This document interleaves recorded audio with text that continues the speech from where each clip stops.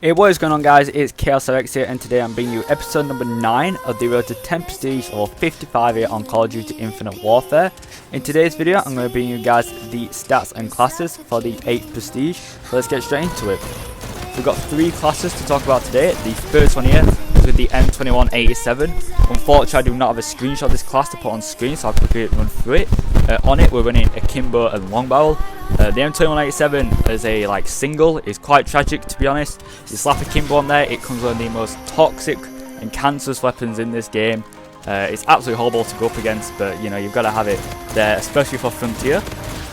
We also then run Ghost, to stay off the minimap. Momentum and Hardline. Momentum is great with shotguns, obviously you want to be closing that distance with people, so Momentum is great, and then Hardline to get streaks quicker. And then Dead Silence, that's quite self-explanatory. And then Gun Ho, which is a new perk here. Well, of this series it is. I don't know how to run it, but on shotguns, especially Akimbo shotguns like the M21 here, it's great because obviously you know you're hip firing all the time. So there's no point ADSing, you might as well just constantly be running around hip firing and also keep your sprint going. If you did want to see a Juggernaut with this class, it is up on the channel. Just type in M2187 Juggernaut. I think it'll come up if you tie that in. So go check that out. The second class here is with the Trencher Gamma. We've been trying to get a Diat with this, and there will be one going up on Thursday. It's not with this class, but it is with this weapon. With this class here that we've been running, however, we run Elo, Stock, Silencer and Quick Draw. The Trencher feels somewhat like an assault rifle, an SMG hybrid, so the stock's very good to kind of make it feel more like an SMG along with Quick Draw. And then Elo, the Trencher Science sight is quite horrible to be fair, and it can work at range, so the Elo is quite good. And then also Silencer, because we were going for Diats, Silencer is just a good option to run and go for Diats, so there it is. And then for perks, run Ghost again, Hardline again, and then Hardwire, so we don't get killed by, you know, tripwires and things like that. Also in this class is a Bubble Shield. We are only one calling card away from Dark Ops Master, or whatever it is in this game. It's either Dark Ops or Spec Ops, either one. And the only one we need is the challenge where you protect yourself, and I think it's either 2 or 1 of a teammate from a Trinity Rocket using a Bubble Shield. So whenever we've got space, we're just throwing a Bubble Shield on there, just so, you know, if the unlikely chance we ever get that challenge done, we're ready for it. Like I mentioned, if you would like to see a nuke with a Trencher Gamma, just stick around, one is going up on Thursday. And then the final class here is what you are seeing in the background. It's the R3K Wasteland. We bought this in the last episode. On it we've got Elo, Grip, Quick Draw and Stock. Quite self-explanatory attachments there.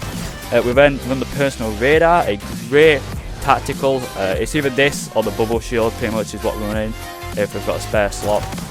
Personal Radar is great, we've explained it before. For perks we run Ghost, Hardline and Hardwire. They're pretty much just our standard perks. And if you want to see a Diatomizer highlight gameplay with this class, there is one up on the channel, so go check that out. I think it's called like R3K Wasteland Highlights or something like that. So getting into the stats of this prestige, the KD has increased this time, 3.74, which is an increase of 0.09. So you know that's gone up, which is good because in the last episode I did, it did unfortunately drop. What has dropped unfortunately is the win-loss, still above 3.02. That has gone down, 0.07 is how much it's gone down by. In terms of kills, we're now sat at 41,771. Hopefully, again, we will hit that 50,000 mark before the end of the series. That was a plus, by the way, of 5,281 kills this prestige. And for wins, we're currently sitting at 1,232, which was an increase of 109 wins. And so there's the stats, and there's the classes. Again, unfortunately I didn't get the time played for this prestige, so sadly we can't talk about that. But what we can talk about is, unfortunately, Johno Rx has left the channel, sadly. He just decided that he didn't really want to play Call of Duty, he's not that good at it, and so he didn't really want to upload it to the channel. And so unfortunately, yeah, he has left the channel for now. He may return when the new Call of Duty comes out, but for now he has unfortunately left. So the channel is now being taken over by me and Adzzy. We're going to be taking the channel in more of a gameplay direction, as we feel like that's what gets most of our views. That's just what we prefer doing, it's what we prefer uploading and editing. So yeah, that's some sad news there that Johno Rx has unfortunately left. But hopefully we'll return when the new Call of Duty comes out. And some other sad news is, unfortunately, there's no supply drop opening in this video. It unfortunately just didn't save on Twitch. Twitch has just hated this series. It's either been muting the audio or just deleting our streams. So sadly there's no supply opening. And another sad news, a lot of sad news in this episode. This is my final episode on this series. There's only 2 more episodes left. And Adzy's taking both of those because he did most of the grinding. So it's only fair that he does the final 2 episodes. So this is my final episode on the Infinite Warfare series. So I thought I'd finally give my opinions on Infinite Warfare. Obviously when we went into it, one of the main things I wanted to do was find out, is this game as bad as people make it out to be? And in my opinion, not at all. I think it's a very good Call of Duty game. It's a very good game, very fast-paced Call of Duty game. That probably comes down to the fact that the maps in this game are just great. There's some great maps in this game. Mayday, Skydock or Skycock if you want to get cheeky with it. Precinct, Frontier, Grounded, and then my favourite map in this game would have to be Terminal, the remake. I know it's kind of a bit like cop-out to choose a remake as your favourite map, but Terminal in this game just plays so well, even with the exosuit, it just plays great. I love Terminal in this game. I'd say there's only like 2 bad maps in this game, and that's probably Crusher and Scorch. Main reason I don't like Scorch is it's a glitch under the map, which a lot of people get in, especially on Infected. And then Crusher is just a terrible map in my opinion. That's probably the only map where I'm like, that is a bad map. I also don't like Genesis too much. I know a lot of people like Genesis. I'm just not a huge fan of it for some reason. I never seem to do well on it. But apart from that, like the maps in this game are just great. Another thing which is great about Infinite Warfare is the balance. Like every assault rifle, an SMG, and even LMG in this game is somewhat usable. Like you can do well with any of them. There's no LMG or like SMG or AR which is like bad. Like there's ones which stand out as being better, like the K-Bar or the Titan. But you can do well with all of them. Like the weakest AR, the Volk, is still a good gun. The weakest SMG, like the Karma. Again, like that's a good gun. A lot of people love the Karma. So yeah, that's me. Like there's some great weapons in this game. They're all kind of balanced. There is weapons like in every Call of Duty which are a step above. But in this game, there's no weapon where I'm like, that is a terrible gun. Apart from things like the DMR. But there's things like that you can still do well with. Another great thing about this game is the fact you can buy all the guns. Well, you can buy the majority of the guns. You can buy, I'd say, like 75% of the weapons in this game through the salvage system. And salvage comes at a fast rate. We've got every DAT variant on the account now. We've just bought them all just by naturally playing the game. And obviously, there's that cheeky key glitch which you can do if you want the rest of them. And so yeah, it's a fair system. It's a lot better system than Black Ops 3 or Black Ops 4, for example. You can just straight up buy the guns you want. There is a few guns which unfortunately are still locked behind supply drops, which I wish, because this game is now dead, would come out so you could just buy them, like the Vault Vintage, for example, or the Titan Sunburst. Well, maybe we need less Titan Sunburst to be fair, but other guns like that, I wish you could buy them. But apart from that, yeah, great. So in my opinion, Infinite Warfare, good game. I understand why it got 8 when it first came out. Obviously, it was an EXO COD, but especially compared to Modern Warfare Remastered, after doing both of them to the 10 prestiges, I definitely preferred Infinite Warfare a lot more. It became such a struggle in the last few prestiges of MWR to do it, whereas with Infinite Warfare, we've completed the series and we're still playing it. It's still it's a really good game. However, the game does have one major drawback, unfortunately, and that is simply that people who are currently playing this game are these most toxic set of weirdos I have ever come across in a game before. It is Fortnite levels of sad, the people who are playing this game. You come across the same people every day who will run the same 2 weapons, the Titan or the K-Bar, with their Synaptic rig, and that's all they do every day, and they'll upload the same crappy K-Bar or Titan video to their channel every single day. And it's sad. It is the thing which killed the Road to Black Sky series on this game, because I just didn't want to have to play against these toxic weirdos with things like pistols.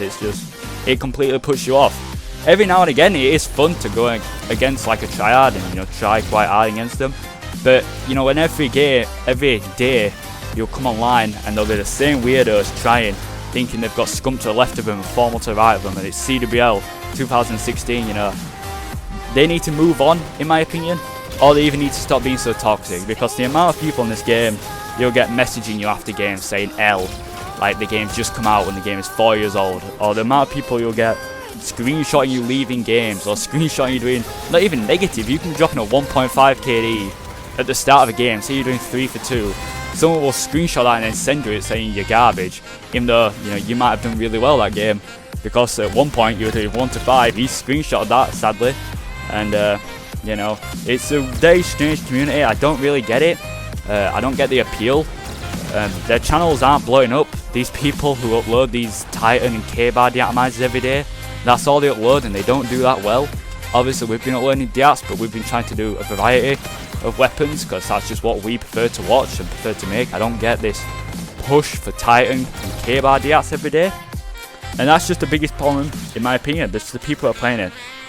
They either need to move on or just stop being so toxic. Like, I don't mind people trying, but when they're trying their ass off and then they're toxic about it, it's kind of like I just don't really understand why they're still on here. You know, the ones which try, or you know, if they come across you and you're sniping, obviously I snipe a lot, and you know, you'll come across people like not try that hard against you, or they'll at least, you know, not message you these strange messages. But yeah, that is definitely the biggest problem, unfortunately, is the toxic community currently on this game. In terms of the actual game itself though, I'd say the only issue is probably the out of map glitches on Scorch and Precinct, and there's a few others which I can't remember off the top of my head. Still comes with the FDL jump. I can remember Mert Music back in 2017 making videos on these exact same glitches, and they've just never been patched. I don't get why. I wish they had been patched. You know, you'll get games of Precinct which you literally can't go mid-map because there's someone underneath it, and that's a bit unfortunate. They're not as like OP as most out of the map glitches. You know, you've got to really unload on someone to kill them because, you know, they're shooting through the floor, and also you can't see much in the map, but it's still quite annoying, and I wish they had been patched. But overall, would I recommend this game? I would recommend it for anybody who can either compete with these triads or doesn't really care, you know, about the messages or the, you know, the toxic kind of attitude of these players. If you can block out like me, just, you know, I don't really care about my stats. I don't care what when people message me, I just block them or just put lol. That seems to wind them up the most. Then yeah, it's a fun game, but I would say if you're coming on Call of Duty to chill out, and you know, you're not maybe the best COD player out there, this is your first EXO CODs, I'd probably say stay away from it, just due to the people who are currently playing it. The people who are currently playing it are so toxic, they're so sad, it's unreal, and they really do need to move on, as we will be doing in 2 weeks to World War II. But yeah, that has been my final episode, guys. So next time you hear my voice, it will be World War II episode 1. I hope you guys have enjoyed. If you did, leave a like, subscribe, and I will see you guys in another video in a bit.